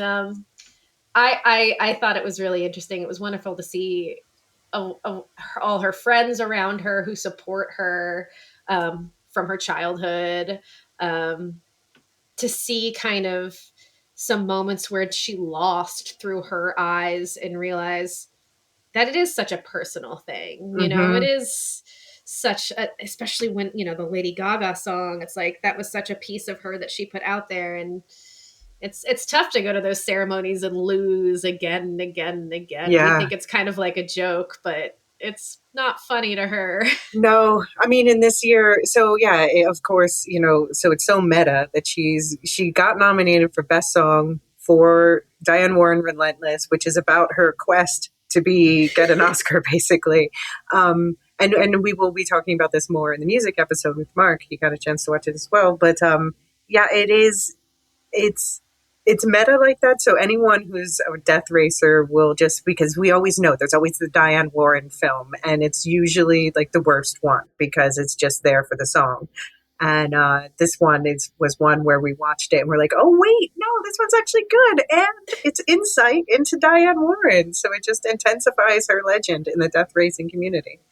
Yes, her legend only grows, and I'll say that me and my partner are huge K-pop Demon Hunter fans. Hmm. But even he was like, after the film, he's like, I don't know, just give it to Diane, just Let her let her have it. have one. I know. I mean, going into this year, I was like, oh, with this doc, maybe it'll be her year. But then with, K-pop Demon Hunters and Sinners, it's like, no chance. Sorry, Diane. No, Maybe next year. it's So, not gonna happen. so she's going to become, I'm predicting she's going to lose, and it'll make her the person with the most nominations without ever winning. 17, I think it is. Yeah. Yeah. Keep on going, Diane. I'm here for it. I'll watch them every year. I'll say the Sophia Loren Italian film a couple years back I thought was great, and I was really thankful to have watched it. And that was one that she was nominated just for her song, and I don't think I would have Mm, seen it any other way. okay. So Yeah, yeah. Sometimes there's a gem, and sometimes often there's a gem. I think they're better than people say. The only exception is Tell It Like a Woman, which I don't even know if it was ever officially released. Is so bad. So bad, It was so just offensively bad. there was a couple. There was a like so it was a series of shorts. So I think there's the Japanese one was actually quite good, and there was a couple others that I thought were okay, and then there was like the one with Cara Delevingne was Oh, awful, so awful. bad. So bad. But you're right. The Japanese one was really sweet. Yeah. There's always something, That's Hmm. why I love the Death Race. You can Yeah. find something to love Yeah. in every film. Hmm. Yeah, I have to say this was, I think, a good year from my perspective, for some biodocs. That's not usually my cup of tea because they tend to be bog standard. So one, I'll shout out Sally. It's about Sally Ride, the female astronaut, the first woman in space. That one is more bog standard. I just am very interested in Sally Ride and the space program. So if you are too, then I would recommend that one. But the other two I would recommend with more without reservation. I just found them very interesting on their own. One is about, I do also quite like Marlee Matlin, so I was partial to her doc called Not Alone Anymore, which is about, being a trailblazer as a deaf actress and, yeah, all of the ups and downs and pros and cons of that. And I know there's another doc that came out this year I haven't gotten to see yet called Deaf President Now, which is about, pushing for a deaf president in Galilei, which actually is Marlee Matlin on her doc, she addresses it, and they show news footage in that is shown also in Deaf Presidents Now, but she's cut out of it. So yeah, Interesting. she addresses it in her documentary, but she has sometimes a controversial place in the deaf community because of her. I mean, I think because she was a trailblazer, because she grew up in a family where she was the only deaf person, and she was pressured to speak. And when Yeah. she started her career, she did a lot of speaking because that was expected of her, and now she fights back against that now. Um, but yeah, it's just very interesting to see that insight and that whole journey. And then the other biodoc, which is my favorite of the year, is I had no idea that what is her name, Mariska Hargitay. Hargitay, yep. I did not know that she was Jane Mansfield's daughter, and I didn't know anything about Jane Mansfield, who's a classic, sex symbol of the era of Marilyn Monroe. And this documentary was that Mariska Hargitay is looking back on her mother who died when she was young and discovering her life and all of the secrets and where she came from. And I just found My Mom Jane, it's called, absolutely riveting. I love the doc concept of let me get into my family history. Yeah. I think there's something really rich and magical there, a built-in nostalgia and discovery that's exciting to go down that road. And yes, did not know much about the cultural history of that woman or um, honestly, I think I had heard that they were mother and daughter, but hadn't really Right. like spent much time thinking about it. So fascinating, kind of out of left field for me on that one, but yeah, really interesting. Yeah, yeah, it's just really, that's another one it's a, I don't want to say respectable as another documentaries are, but it's a, framed as a prestige documentary, but also is a very commercially friendly one, I'll say, because it's just like, ooh, popcorn, like what next? Oh wow, that happened too. Yeah, it's wild. Yes, lots of intriguing details. I'll say the one that I caught early this year, which might have been, or early last year, which might have been the year before, which wasn't a necessarily great doc, but just since we're on the topic of Hmm. biodocs, I saw Liza, the Okay. Liza Minnelli documentary. I don't know if you saw that. No. It's very much like the form is incredibly simple, like almost like iMovie like chapter titles in between each section, kind of clunkily put together. But I didn't know as much about Liza Minnelli as I probably should have. No, And there's a bit of her dealing with her mother and her mother's legacy. Not we don't go down that road a right. ton, but it Who's just Judy Garland, for anyone who doesn't know? Yeah. exactly. So another mother daughter Mm-hmm. famous kind of doc situation. We don't go into it too much, but like Diane Warren, Liza is a woman now, kind of getting up there, but has surrounded herself with just an incredible uh, group of friends. And so while the doc itself is really nothing that special, if you are a Liza fan, you'll get something out of it for sure. Okay. All right. I'll have to add it to my list. I guess the one other fun one I wanted to shout out was Secret Mall Apartment, which is as fun as the title implies. It's mostly, was it the early noughties, I suppose, where this group who were pushed out of their housing because their neighborhood was being gentrified with this giant mall. They decided they found this like secret compartment in the mall. There was this unused space that could only be accessed through, ways that no one else used. And they built an entire apartment inside there and were able to quasi live there or have that as their meeting space for their art collective for 4 years. And so that's just it's really it's about gentrification, but it's also about this group of friends and how people change as they grow up, as they become older, and some are still dedicated to that life and others choose a different way. And yeah, I really liked Secret Mall Apartment. And the magic that can grow around a space, right? Like how a Mm-hmm. space can hold something bigger than itself. It can hold an idea, it can hold an ideal or a shared Right, ideal for a bit of time. right. Or I'm sure, yeah, that's that sense of like getting away with something. Yeah, yeah. It's a It's something quite spirit. harmless, something quite Yeah. harmless, yeah. I mean, I don't want to spoil anything that's actually real happened, but just say, of course, there's legal implications if you get caught. But at the end of the day, who did they hurt? Nobody. Yeah. Yeah. Yeah. Did you have any other last ones you wanted to call up? I watched some like bad TV docs this year. I wish I could go back and replace some of those with some of these ones that you've mentioned.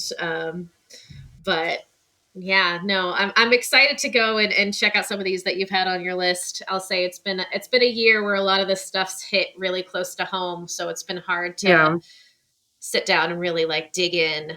Um, Well, but are there any fun, trashy TV docs that we can watch to turn our brains off? oh, I watched Catfish. The Okay. did you what? Do you know about that one? I mean, no, I don't know about the doc. I just know there's this show that you Oh, it is said. not the show, Okay, okay. though. I'm sure there's something that can be done about that show. I'm sure, but it's about a girl. I think it's called Catfish, um, and who is receiving horrible text messages. Um, oh, it's not Catfish. That's a different film. What was it called? Oh, Unknown Number, Okay. the high school catfish, which just sounds it sounds terrible. Mhm. But again, I like to check in because I get paid to make this kind of stuff sometimes, and B, I do think it's interesting, as I've said, that sometimes these stories are taking on a bigger, asking bigger questions than just what happened that's in this salacious, sad story, and more like Mhm. why did the systems fail that are put in place to maybe stop this from happening. So if you want a trashy one that has a huge twist that'll make you go, "Oh my gosh," that's the best one Was I it ever Unknown saw. Caller? Unknown caller, yes, Okay. or unknown number, unknown Oh, number, unknown number. Okay. yes, All but right. intriguing. Yeah, All right. Well, I mean, I guess we've given you a nice watch list. I will put at least a link to all of these that we mentioned in case you want to investigate any of them further in the show notes. But yeah, thank you so much for this was a lovely, lively conversation. And I actually think at the end of it, this crop of docs versus last year's, I might like it better and also find it it's still addressing many important things, but they are overall, with one exception, which is actually my favorite, easier watches. Yeah. Yeah. I think so too. I think you shouldn't fear them this year, I don't think, if you No. haven't embarked on them yet. Yeah. No. No, yeah, they tend to be short and they tend to have fun entry points. Like let's look at serious things with a little pizzazz. Like I keep saying that Mr. Putin one where it's Right. like, I bet you're wondering how I got Got him myself into over this this situation. situation. No, he's great. I hope to see more from, because I think he probably got, like, he was a school videographer, and he obviously, he was also videographing around. Can I use that as a verb? Anyway, Sure. he was doing that work around town and things like that. But now he got a master class in documentary filmmaking and is at the Oscars. So I hope we'll see more from him. I agree. I agree. Very, he had a personality and perspective for sure. Right. Yeah, exactly. Exactly. Well, if any of you at home have seen any of these or have thoughts about any of these, would love to hear. Please send that to lorehounds at thelorehounds.com. And Rebecca, I will put a LinkedIn link in the show notes for anyone who wants to investigate your work. And thank you so much for joining me again for this. Thank you so much for having me. This was a blast.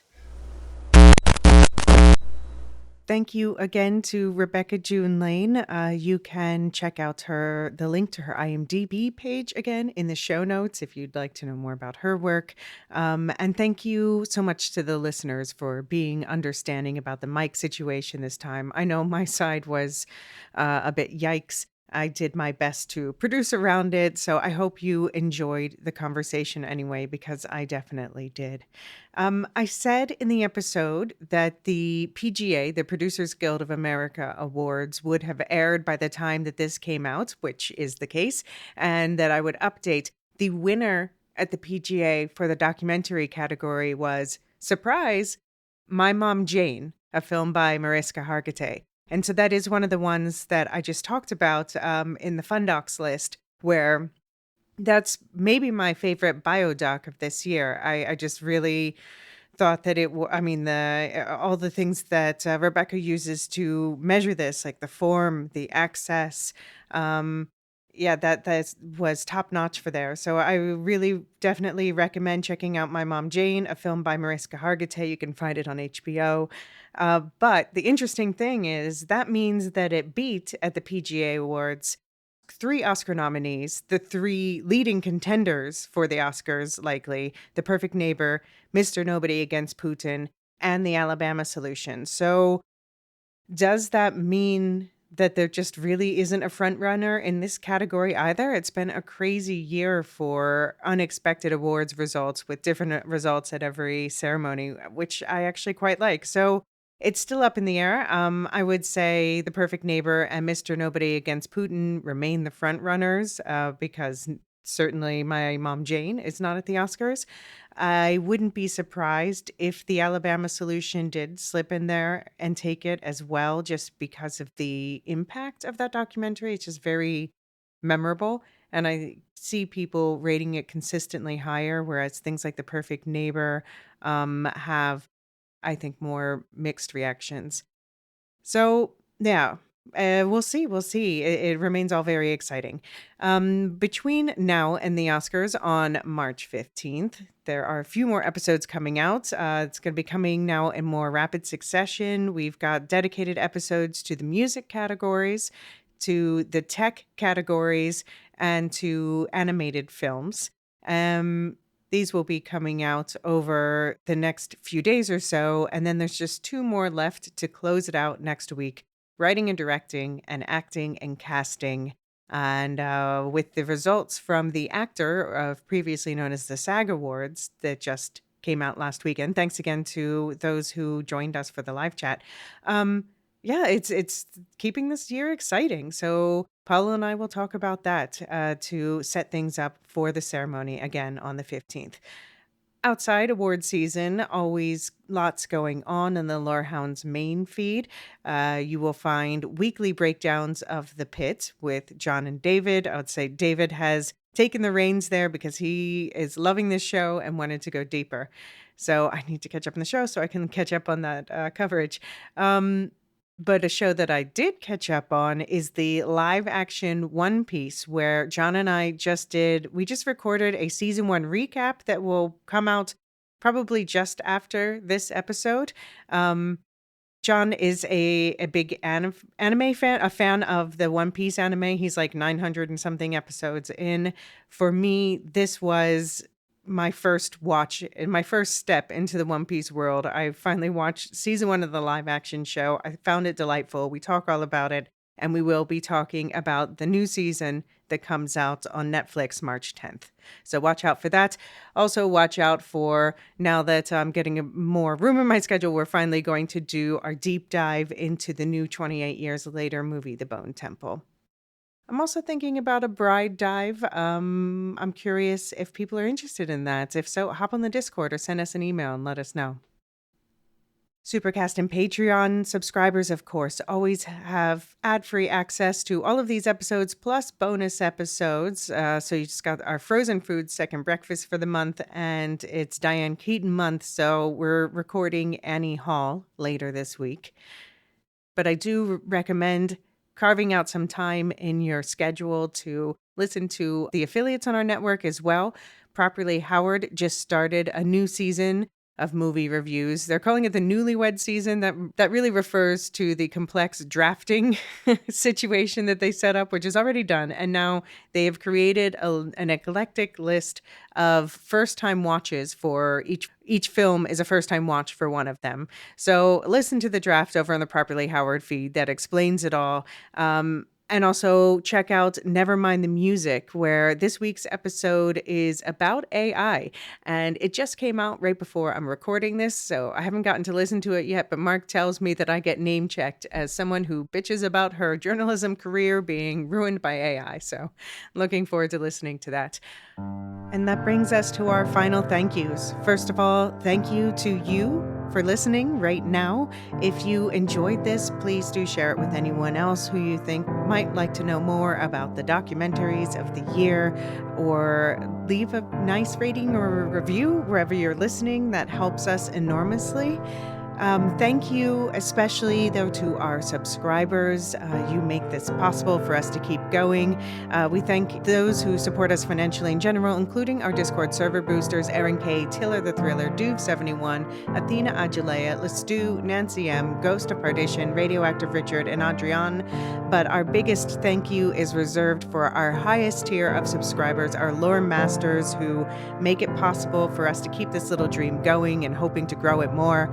Martian, Michael G, Michelle E, SC, Peter OH, Nancy M, Duve71, Brian 8063, Frederick H, Sarah L, Gareth C, Andrew B, Kwang Yu, Nathan T, Sub-Zero, Aaron K, Dali V, Motherchip 61, Gnarls, Kathy W, Lestu, Jeffrey B, Lisa U, Ben B, Scott F, Stephen N, Julia F, Collie S, Ilmariel, Paul K, Rocky Zim, Jessica A, Red Zippy, the TCS, Dopamini, Ketchit, LNR, Mrs. Tennant, AC Wilson, Eli W, Cassie K, Chumbaroony, Katia, Josh Liu, Paintin PDX, Corey G, Quinch, and always last, Adrian.